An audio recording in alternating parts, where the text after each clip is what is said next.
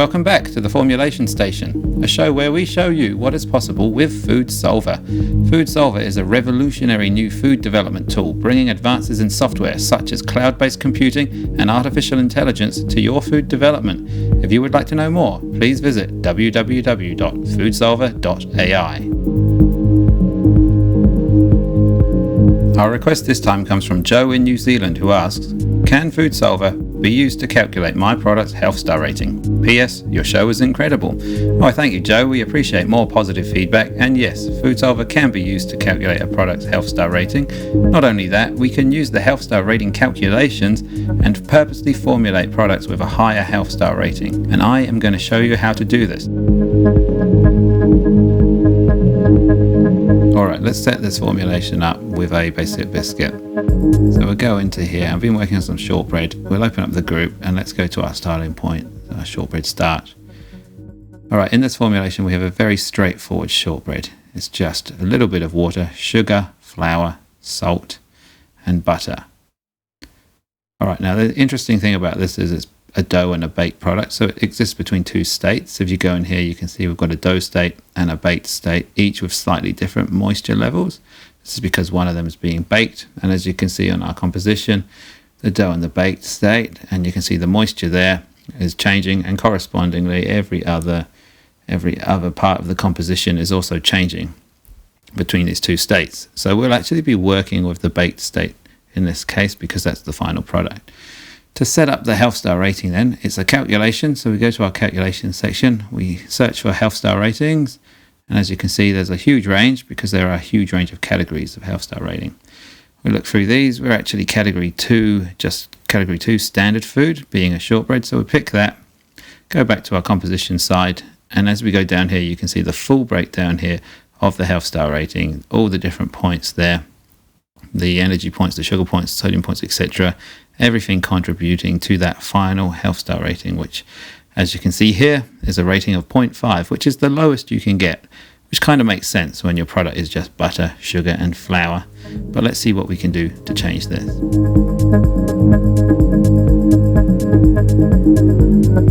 So Food Standards Australia New Zealand, or FSANZ if you're struggling in Scrabble, have the 60-page document that lists the Health Star rating calculation. You can read it if you like, but it basically boils down to a series of points. So we have Health Star points. In this case, the lower the better, and contributing towards these we have baseline points. These are fed by the negative nutrients, so the energy, saturated fat, sugar and sodium, and subtracting from these are the positive nutrients such as the protein points, which is from protein.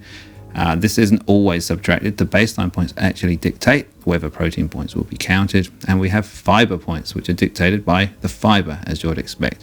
Now we also have something called the V points, which is category based. This actually also dictates if the protein points will be counted. V points are based on things like fruit, vegetable, nuts and legumes, and in a lot of cases we will have a whole or a concentrated content of fruit or vegetables, so this in turn is dictated by the category's own total solids. Right, once all these points are calculated, they go through a category filter which determines whether they fit the criteria for that category. So we have things such as the dairy content, the calcium, the legume and grain content, and specifically the protein from them. These all feed the filter, and once that's sorted it goes through the point scoring system and the points become the Health Star rating.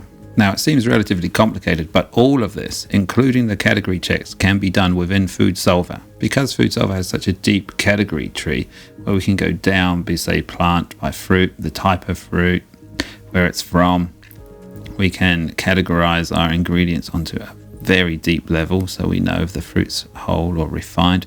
Like we've got juice and then concentrate. We have a very deep tree of categorization, so we know exactly where our composition is coming from. So we can do checks such as category based checks, so we know how much fruit's in our product, and we actually know how much whole fruit's in our product by the way the tree is split, and then we can actually filter the composition by these categories, so we actually know the solids coming from the whole fruit. This allows us to write calculations that can check for category things. So in this example here, we've got a dairy criteria, and it's saying there that it doesn't meet the dairy criteria for this product.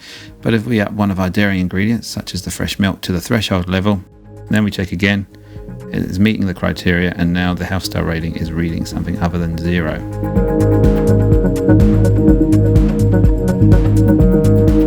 Alright, for this calculation and formulating, we're going to use this here called the Health Star quotient. So the calculation within the Health Star ratings all work on sort of a staircase level. And the Health Star quotient takes this sort of low resolution approach and then just smooths it out into more of a standard equation or straight line, and encompasses all of those lines together to create a calculation which it gives roughly 0% being 0.5 stars and 100% being 5 stars. Right, so we have it set to 100. Let's not change anything else and just see what we get if we start our solver. So as this is working, the AI is working across the cloud to give us a solution. We haven't set anything else to control our product in any way. So we're going to get the one pure solution. Here we go. If you have a look there, what we've got is 100% flour, which is the best way to get the highest health stars in this situation. So I'm hoping our marketing team is good. We give them these little flour pellets. They've got 4.5 stars though, as you can see here, which is a big improvement from 0.5. So we've got that as a claim. They should have no issue selling dried flour pellets to our consumers. Now, of course, it's going to require a little bit more information if we're going to get a good product out of this. So if you bear with me, I will just load up a few calculations and nutrients that will help control this product. I'm just loading in some new ingredients, some canola oil, which will help reduce the saturated fat, inulin, which is high in fiber, and a whole host of different sweeteners, which will bring any sweetness in that might be lost from the sugar.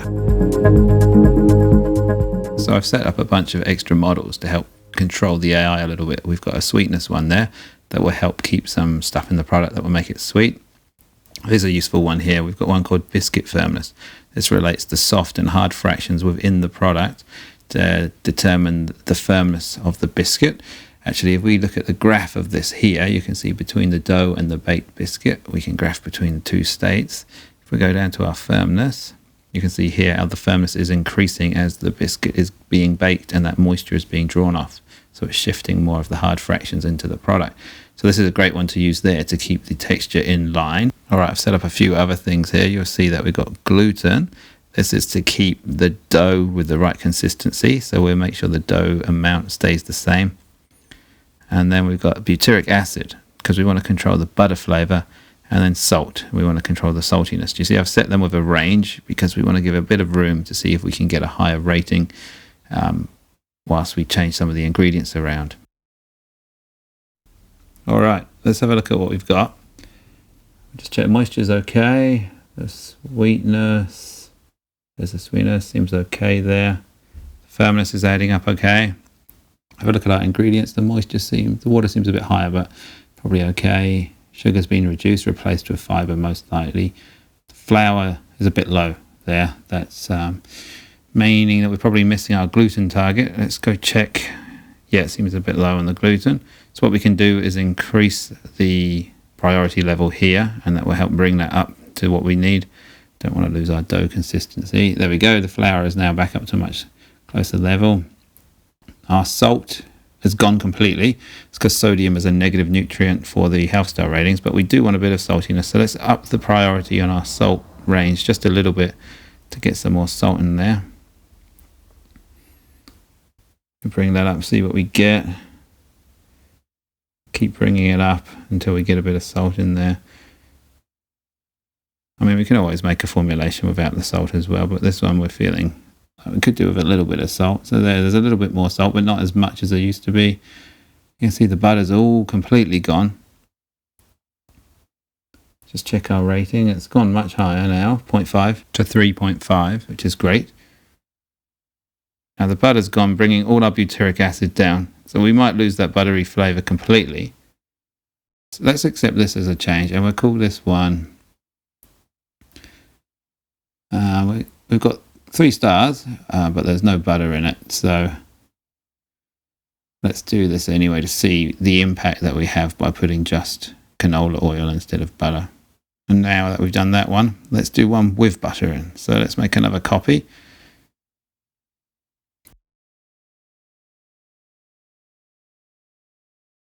All right, now this time we're just going to bring that priority level up on the butyric acid. So that will bring some more into that. And most of that will come from the butter, as it's a fatty acid within the butter. So as it works it out, I think that everything else is the same.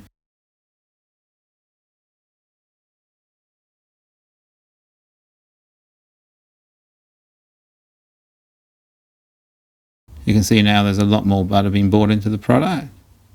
The water's gone down to 0 because we're bringing moisture in from the butter. Sugar's about the same as it was. Flour's the same as it was. Salt's dropped a little bit. There we go. The butter there increased. Excellent. That should give us more buttery flavour. You can see below that we've got, and we're just looking here at our stars now, it's dropped that from 3.5 where it was to 2. That's the saturated fat coming in from the butter. So now we've got another formula. We'll just update the name. See some of the other stuff here. It's removed sugars and put in some sweeteners. But you can see that we've got some artificial sweeteners there. And if we load up the artificial sweetener category here, you can see that there are some in the product. Now, we don't want this on our product, so let's set this to 0. Let's bring these, let's get rid of these. And this is where we'll use the extreme setting. So safety glasses on, everyone. And let's have a look here. We've got some natural sweeteners that can be used too. So the sweetness model should readjust based on the requirements we've given it. And there we go. The ACE K's disappeared. The sucralose have disappeared. And it's actually using just stevia now to get all the sweetness for our product. So now we have another formulation that we can work with, which has got slightly higher stars. It's got the butter in it, so hopefully some buttery flavour for our shortbread, but the sugar has been offset with a fibre, and we've got sweetener giving us the sweetness. So then we can save this, or we can update the name of this formulation to one that we understand what's in it. And now what we have is a set of formulations we can make and test, all with slightly higher star levels and different compositions and makeups in there. So when you copy and save a formula, it saves it within the group that you're working in. So we've got a nice set of formulations that we can use. And that concludes our demo for this time. Thank you.